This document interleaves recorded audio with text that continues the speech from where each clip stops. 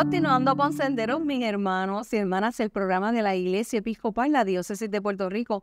Pasamos en este momento a la mesa de la palabra y hoy nos acompaña el reverendo Padre Guillermo Wilches. Buenos días. Buenos días, Yadira. Una alegría estar aquí esta mañana compartiendo. Amén.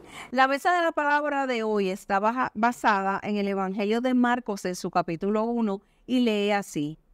Llegaron a Cafarnaúm. En el día de reposo Jesús entró en la sinagoga y comenzó a enseñar. La gente se admiraba de cómo les enseñaba porque lo hacía con plena autoridad y no como los maestros de la ley. En la sinagoga del pueblo había un hombre que tenía un espíritu impuro, el cual gritó, ¿por qué te metes con nosotros, Jesús de Nazaret? Has venido a destruirnos. Yo te conozco y sé que eres el Santo de Dios. Jesús reprendió a aquel espíritu diciéndole, cállate y deja a este hombre. El espíritu impuro hizo que al hombre le diera un ataque y gritando con gran fuerza salió de él. Todos se asustaron y se preguntaban unos a otros, ¿qué es esto? Enseña de una manera nueva y con plena autoridad. Incluso a los espíritus impuros da órdenes y le obedecen. Y muy pronto se supo de Jesús en toda la región de Galilea. Vamos a reflexionar un poco en el Evangelio de Marcos. Padre. Buenos días, gracias, Yadira. Pues mira, hemos encontrado un texto increíble, ¿no? Porque según Marcos, diríamos que es la primera acción pública de Jesús, una acción pública donde Jesús está curando, pues dice el texto, a un hombre poseído, ¿no? Diríamos por un espíritu maligno. Y se encuentra Jesús en la sinagoga de Cafarnaúm, ¿no?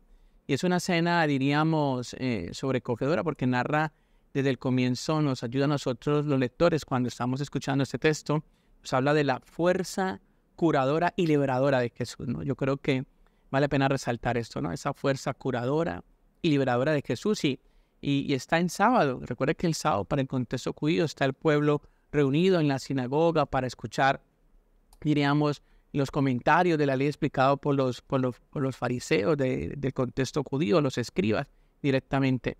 Pero por primera vez, diríamos, Jesús va a proclamar ahí en la sinagoga, nos dice Marcos, algo que llamamos la buena noticia de Dios. Y sin duda, precisamente en ese lugar donde se enseña oficialmente en el pueblo las tradiciones religiosas de Israel, ¿no? Y allí entonces diríamos que la gente queda sorprendida. Yo creo que es lo que nos habla aquí en ese primer capítulo. La gente está sorprendida a escucharle. Tiene incluso la impresión, diríamos, de que no están escuchando ya noticias viejas, no están escuchando los mismos discursos del pueblo, que están escuchando algo nuevo, algo diferente. No se repite, diríamos, sino que hay algo nuevo que está llegando a sus oídos. Y ahí entraríamos entonces a resaltar lo que leímos en el texto, ¿no? Tres premisas clave. La primera, que Jesús habla con autoridad. La segunda, que Jesús anuncia con libertad.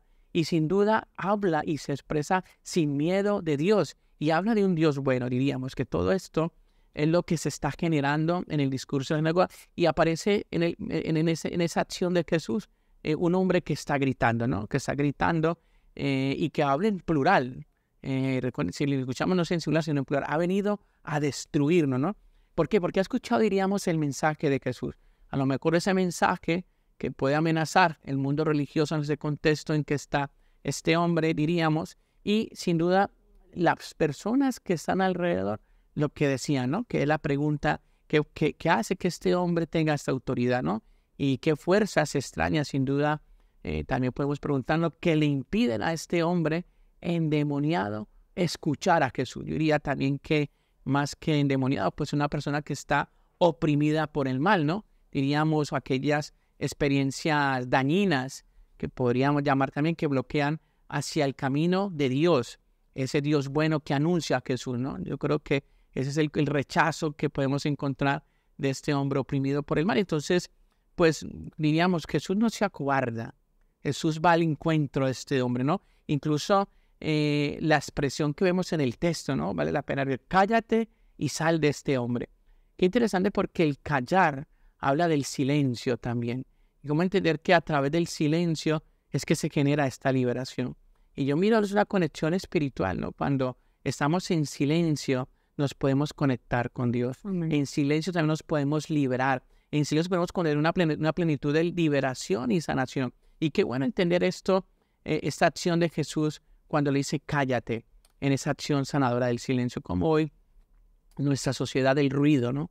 Nuestra sociedad contaminada que no nos permite escuchar la buena noticia de Jesús, ¿no? ¿Tú qué piensas? Sí, padre, estoy totalmente de acuerdo contigo con tu planteamiento, pero hay algo que para mí, cuando estuve leyendo el texto, me pareció importante, y es el hecho de que es el espíritu impuro que reconoce a Jesús. Correcto. Una cosa bien impresionante porque, de hecho, a través de la historia, ¿verdad?, de Jesucristo entre la gente, el mundo no lo reconoció.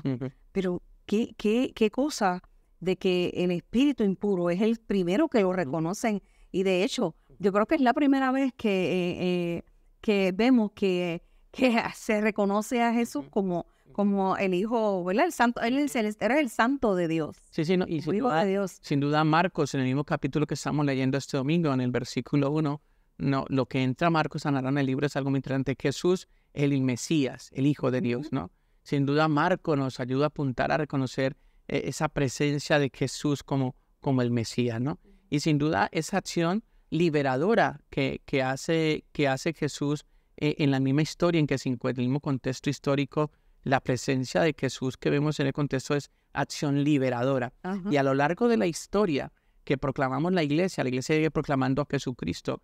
Y cuando las personas reconocen a Jesucristo como su Señor, como su Salvador, ahí se está generando una acción liberadora. Y es lo que nos muestra en este capítulo 1 del Evangelio de Marcos. Por eso qué bueno que cuando escuchamos ese Evangelio de hoy, de este domingo, lo hagamos vida. Y hagamos vida reconociendo el señorío de Jesús, ¿no? Amén. Yo creo que nuestras iglesias, nuestras comunidades necesitan siempre mirar a esto. Cómo Jesús me libera para yo transformarme en un hombre nuevo, una persona, un hombre, una mujer liberadora, que ha sido liberada en Cristo Jesús, y por lo tanto también estoy enviado a compartir esa experiencia de que Jesús es mi Señor, ¿no? Que yo creo que la iglesia necesita esos agentes misioneros para entender que tenemos un Dios que se manifiesta en la persona de Jesús, y que ese Jesús sigue restaurando y liberando vidas hoy en el siglo XXI. Amén. De la misma manera también vemos un Jesucristo, ¿verdad? Un Jesús lleno de tanta fuerza y tan seguro de lo que él iba a enfrentar y de lo que iba a hacer, que yo creo que eso lo debemos trasladar hoy a nuestros días, porque tenemos que saber que estamos seguros en Jesucristo. Y sin duda, cuando uno mira los evangelios, yo siempre hablo en mi experiencia pastoral, la música del evangelio. La música del evangelio es cómo entender mi vida central del evangelio. Uno descubre premisas que el mensaje de Jesús despierta confianza. El mensaje de Jesús desaparecen los miedos. En el mensaje de Jesús, pues nos atrae nuevamente hacia el amor de Dios. Yo creo que es interesante entender cómo esa presencia de Dios nos transforma cuando reconocemos que Jesús es el camino, que Jesús es la verdad, que Jesús es la vida. Incluso Gálatas 5:1, ¿no? Es un hermoso texto que vale la pena hacerlo público. Para ser libres nos liberó Cristo. Entonces yo creo que esa presencia de Jesús en nuestras vidas, en nuestras iglesias, en nuestras comunidades, tiene que seguir ayudando a transformar el mundo, a romper diríamos, esas presencias de tantas personas que están oprimidas por el mal. Los evangelios que nos habla de demonios, miramos cosas sobrenaturales, pero del siglo XXI en el camino hay muchas personas oprimidas por el mal, por el odio, por el rencor, por la soberbia.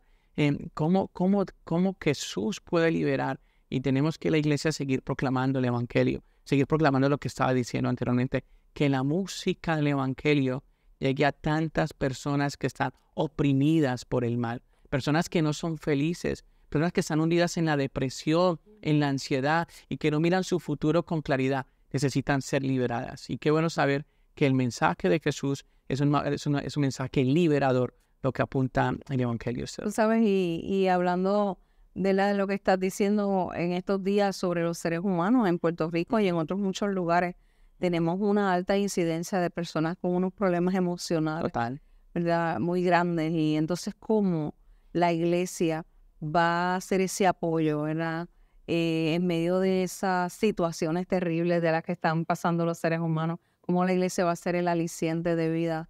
No es de otra forma, ¿verdad? Y yo creo a través de Jesucristo. Yo creo que la pastoral de la iglesia, que su misión es proclamar la buena noticia, lleva a estas realidades, ¿no? Yo descubro en mi camino como sacerdote y como pastor tantas personas oprimidas en la soledad, tantas personas oprimidas en la tristeza.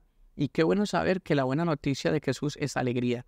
Y ahí es donde las comunidades tienen que también ser comunidades alegres, comunidades de acogida, comunidades que expresen ese gozo de que Cristo los está liberando y que los ha liberado y que es una comunidad llena de amor, ¿no? Y ahí yo creo que cuando se planifica todas estas realidades del Evangelio, por eso la palabra de Dios o la palabra del Evangelio es vida cuando la acogemos. Cuando solamente la tenemos como un eco resplandor, pues es un eco que no toca, que no impacta. Por eso vale la pena que la iglesia siga con esa misma fuerza, con esa misma energía, siguiendo proclamando a Jesucristo, nuestro Señor y liberador. Yo creo que a eso estamos llamados todos y todas hoy y todos los días de nuestra vida. Y nosotros, ¿verdad? Tenemos que dar a conocer este mensaje de salvación, de liberación, como trae el Padre en esta mañana. Un mensaje lleno de Dios y lleno de un amor tan profundo por la humanidad entera.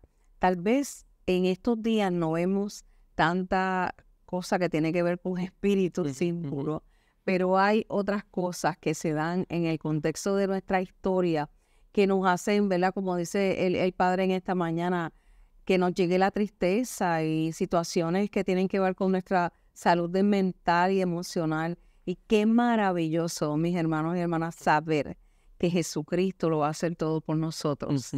Sí, yo creo que en ese caminar, pero es importante que los creyentes nos abramos a la mística y abrirnos a la mística de lo que decía anteriormente.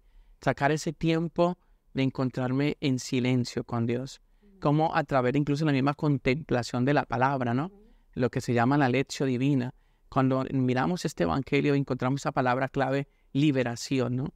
Y cuando miramos cómo esa palabra de Jesús actuando dentro de mí puede generar momentos de sanación fuerte, ¿no? Yo creo que las personas de hoy necesitan volver a sentar ese tiempo de mística, ¿no? Es decir, la mística de aprender que somos personas trascendentales. Claro. Lamentablemente vivimos en una sociedad que cuando se habla de Dios piensan en la iglesia y empiezan en la institución y eso aburre y eso cansa y eso está viejo y eso huele feo. Qué pereza estar en la iglesia, ¿no? Pero qué bueno entender que no es la institución la que salva, es un encuentro personal con Jesús. Y esa es la misión de la iglesia. Por eso, más que hablar de iglesia episcopal o iglesia tal o cualquier apellido, denominación, no es la misión de ninguna denominación hablar de su apellido. La misión es a lo que nosotros estamos llamados a proclamar a Jesucristo como su Señor y Salvador y Liberador, ¿no? Y yo creo que es la misión que la iglesia tiene que impulsar cada día. Gracias, Padre, por estar aquí en Senderos. Bendiciones. Un placer. En toda la labor que usted hace desde la parroquia La Encarnación en Atorrey, donde tengo tantos hermanos y hermanas que amo tanto. Bendiciones a ellos y a usted también. Saludos a mis parroquianos y a todos los hermanos de la Iglesia Episcopal. Sabe que yo estoy muy feliz en la parroquia La Encarnación. Los quiero mucho y de aquí quiero expresar mi amor y mi cariño a mi comunidad y un saludo a todos los hermanos de la iglesia. Amén. Dios te bendice. Feliz día.